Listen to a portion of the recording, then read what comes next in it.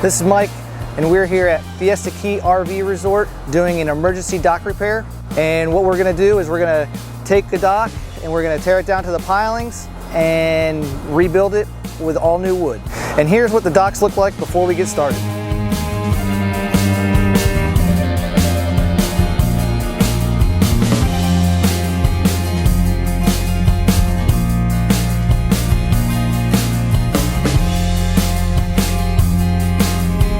If you have a dock or a marina that needs some attention, give us a call. Check back with us for more updates. You can check www.floridastructuralgroup.com.